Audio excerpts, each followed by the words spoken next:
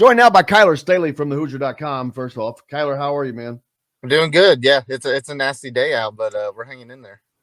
Uh, Lots of different conversations been going on today. First of all, tonight, incredible game that hopefully everyone in the Hoosier fans will go support the women's team as the number 2 Indiana Hoosiers host the number 5 Iowa Hawkeyes with Player of the Year candidate Caitlin Clark in the absolute, not even close, biggest regular season game in Indiana women's program history.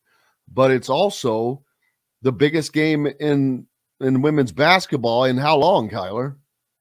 I don't know. Don't ask me that. I don't know the answer to that. But I mean, it's a pretty big game. I think I'm hearing they're trying to sell it Well, I outside. mean, it said this is the first top 5 matchup in. Is that out in the Big Ten? Is that nationally? What is that? That can't be And nationally. it has to be nationally. Yeah. It can't be, though. It can't be that long. I mean, UConn, they used to play Tennessee. No. It's not because didn't UConn just play South Carolina? Or who did they? Did they just play South Carolina the other day? Maybe they've got 4 losses, so I don't know. Playing, although they pointed out. I'm sorry, I forgot who pointed that out, but they lost to unranked Marquette last night. That's gonna, but they didn't have their best player, so that we'll see what that does to them. But tonight, of course, 6:30, Simon Scott Assembly Hall is going to be rocking. It's going to be. Simon Scott Assembly Hall has just been, I hope they check everything. No wonder that damn brace fell off the scoreboard. It's been rumbling here lately. You've had, of course, the men's games as they have been winning have been fun, but the Purdue game really topped it off the other night for Rutgers. It was rumbling. Now you've got this top 5 matchup with the women coming in, which they expect I doubt they're going to sell out Assembly Hall for that. No one's going to want to sit in the bleachers. The balcony, I would imagine, but it's still going to be a pretty daggone good crowd. That thing probably holds, I don't know, 14,000. I don't know what it holds minus the balconies. That's a great question. I need to find out, but it's going to be loud. It's going to be loud. That's for certain. And it'll be fun, a fun environment. So yeah, Assembly Hall's taken a beating lately. The Indiana offense, I should have waited to play that clip with Miller Kopp that I asked him about his offense the other day, and I wish I could pull the transcript up to read it, but the offense has definitely looked different lately. Before, everybody thinks that I hate Miller Kopp. Man, I don't hate anybody. If you listen to this show, you know one thing. I say what I see. I say what I think. It's an opinion. That's it. And I thought Miller Kopp was not playing well. I didn't think he was playing worth a crap. I thought he was playing very lazy, and he was allowing himself to not be a part of the offense. Yes, the Trace and Jalen Hood-Schifino were the most important parts, but you know what? You can integrate yourself, I think, and here of late, it sure seems like he has done that. He has been so active in the last game, actually in the Purdue game. He was really active, and it seemed to benefit Trace Jackson Davis immensely, opening up the lane because they seemed to give them greater spacing, much more room, and he continued to do that against in the last win against Rutgers, where he scores 18 points. Look, now he's moving and looking for his shot. It's one of the things I've been complaining about. Not moving, not looking to shoot the ball. Well, when he does that, that makes this a completely different and much more dangerous team. Yeah. The offense has been it has been moving pretty well lately. I actually, before I just hopped on there, I watched the clip of offensive possession from the Rutgers game that resulted in Miller Kopp driving and dishing it off to Malik Renew for a 2-handed slam. Just watching the ball movement there. But how many times has that happened this entire season? Not a whole lot. Not a whole lot.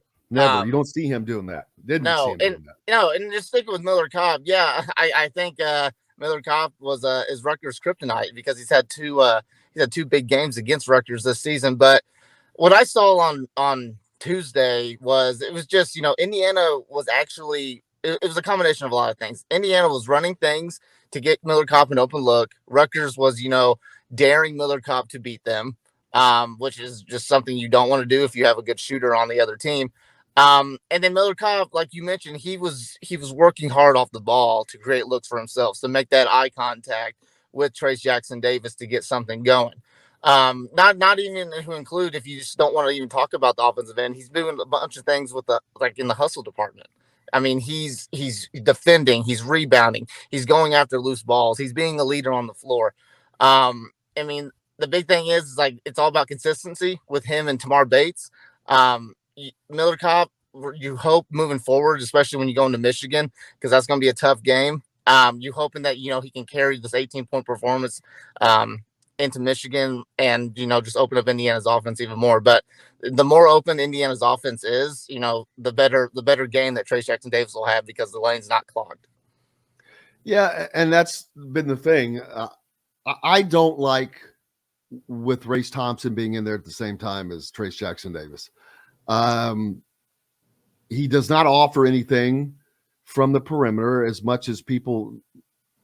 I think most people know that, except for Race Thompson and the staff, the coaching staff. He does not need to ever shoot a 3-point shot again. I'm sorry.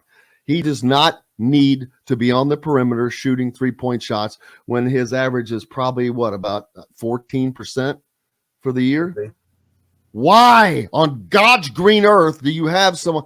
Hell, why don't you just put a walk on in and have him stand around and turn backwards and throw the ball in the air? I mean, there's no difference. I don't get that. So why that's a wasted position when you could actually have someone who could actually hit that shot, or have someone like Miller Kopp who is moving, being a part of the offense, and Malik Renew who can also play in or out. That's the difference. He can actually play in or out. He can play defense in or out. Malik Renew put a move on Zach Edey in that Purdue game, the one where he reversed him and scored. He made Zach Edey look, I'm like, oh, and that just gives you a taste of what this freshman is going to be able to do with great footwork. But I digress. The Indiana offense has looked like what everyone was complaining about from the start of the year. It looked very stagnant, and it was either Trace Jackson Davis or, not. Now they have things going from a different perspective. They have different weapons. They're scoring in different ways. They're scoring from the 3-point line. They've been very efficient from behind the arc, as a matter of fact. But they're also, like you just said, driving and dishing. But it's not the guys it's not X because he's not in the game. It's not Jalen Hood-Schifino always. You've got different guys doing it, which makes this team more different, because if you now have different people doing this, you have to account for all of that. And these defenses are having more and more problems accounting for Indiana's offense, especially coming off of the defense they're playing. Yeah, it all starts on the defensive end with Indiana. That's where they're going to stay in the game always. This Indiana defense, ever since that Wisconsin game where they went on this 7-1 winning streak, it's been night and day. They got back to what made them good. Now, with the defense, it turns, their offense. I think Indiana's offense is at its best when they're in transition and they're allowed to get stops and they can start running. Trace Jackson Davis, I mean, there's no stopping him in transition. Jalen Hood-Schifino is really good, making plays with that. But, you also look at the offensive end, there's still a turnover problem. In the Rutgers game, I think Indiana still had 14 turnovers, which, is under that, it's above that 10 mark that Mike Woodson tries to keep it at. I mean, Rutgers only had 10 that game. So, you still got to clean the sloppiness plays and stuff like that. You're looking at that game, the turnovers is what really kept Rutgers kind of in it for the most part. They weren't scoring a bunch off the turnovers, but they were, they were getting stops on the defensive end. That's what made that game a lot closer than what it needed to be. going on the road versus Michigan. And in that game, unfortunately, though, you talk about turnovers. They did have 14, but 5 of those turnovers came from Trace Jackson Davis. Yeah. So, Just from what I remember, it was just a bunch of miscues on passes. I mean, I know one he tried to swing to Miller Kopp, and it just wasn't even close to Miller. 7 of Indiana's 14 turnovers came from the post. Malik Renew and with 3, and Trace Jackson Davis with 5. That's the good thing is the guys that have the ball in their hands most of the time. Jalen Uchifino, he ended up with 2 turnovers for the game. Miller Kopp had 2 turnovers for the game, and that was it. Other than that, Race Thompson had 2. So actually, 9 of Indiana's 14 turnovers come from the post, come from the big guys. So they have to be much more protective of the ball. Now, of course, Trace Jackson Davis is going to be touching the ball a ton of times. He's going to turn the ball over, but he's got to limit those. I mean, that's too many for him. 3 is probably acceptable. In nearly 40 minutes of play, that's not bad. But yeah, Indiana they've got to cut down the post turnovers because those are scores, man. You're looking at almost scoring there. Rutgers did not kill Indiana points off turnovers. They did have 13 off of them, but Indiana, ironically, was able to get 7. Indiana has been feasting off of opponents' turnovers. Yep. Live ball turnovers. Yep. Purdue, I'd have to pull that back up, but they just feasted off of them with points off of the turnovers at Purdue. I know they ended up forcing 11 first half. Was it 16 overall or something like that? Something like that, 17 like that, I think. Mm-hmm. I think Indiana ended up having 20 points off of those turnovers. Yeah. Which that's critical that you make hay when the sun's shining. Against Rutgers, off of Rutgers only 10 turnovers, they score 17 points.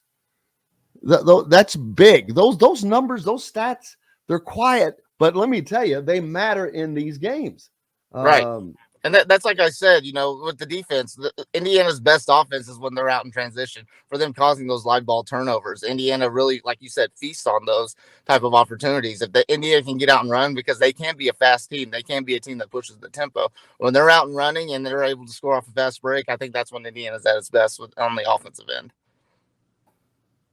And up next, Indiana travels to Ann Arbor to take on the Wolverines, a team that has been you talking Jekyll and Hyde. They were predicted to be one of the teams at the top of the conference at the beginning of the year, and they just disappeared and crawled into a hole. But they've been trying to climb back ever since. They've been playing well, actually. You look at the Big Ten, where'd they go? The Big Ten standings, where are they? They're tied with Indiana, and Rutgers for second right now. Yes. Okay. Michigan is tied. Yes. Tied for second place at 8-5 in the conference, but only 14-10 overall.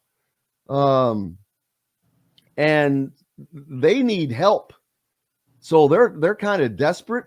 As far as when I say they need help, as far as net ranking, they were down around 70. When I looked previously, I had to find out where they've been winning. So, all right, now they're 64th in the net rankings. I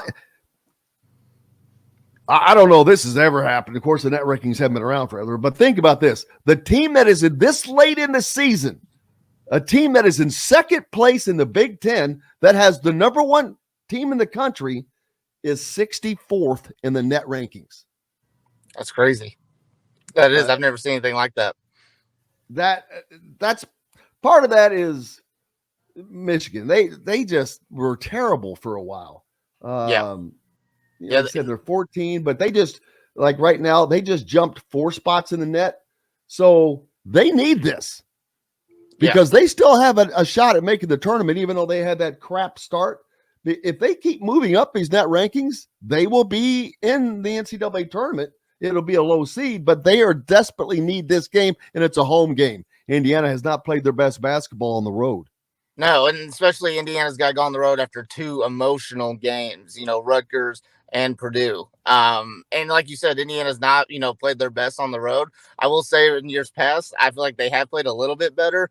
I mean, I know the Maryland game, they weren't making shots and everything, but I mean, they stayed in the game just because their defense was allowing them to. Minnesota, they scraped out a win there. And we also forget they went on the road to beat Xavier earlier this year. But Michigan, I mean, yeah, they're going to look at this game as a huge opportunity. One, you get a ranked team coming in into your home floor, and that crowd's going to be wild. The student section is going to be wild. You got that little mini rivalry right now with Hunter Dickinson and Trace Jackson Davis. I remember going into the season, not a whole lot of people were talking about Zach Edey. It was all about Hunter Dickinson and Trace Jackson Davis as the co-Big Ten players of the year. Michigan's going to be wanting some revenge on Indiana from that 17-point comeback last year at the Big Ten tournament. So there's a lot of storylines going into this one. Indiana's got to come prepared to play. Michigan's going to become prepared to play. They got great players, even though their record's not as great. I mean, Jet Howard's a phenomenal freshman. Hunter Dickinson, we know how good he is. Trace Jackson Davis has struggled with him at times. It's going to be a battle. It's going to be a fight if Indiana can come and bring the energy. Getting a road win like this would be huge for Indiana. It would kind of separate them by a game from Michigan. And a loss, wouldn't be devastating, but it would be it would affect the standings as of right now. So Indiana's got to come with energy this game, and they've got to come prepared for a fight.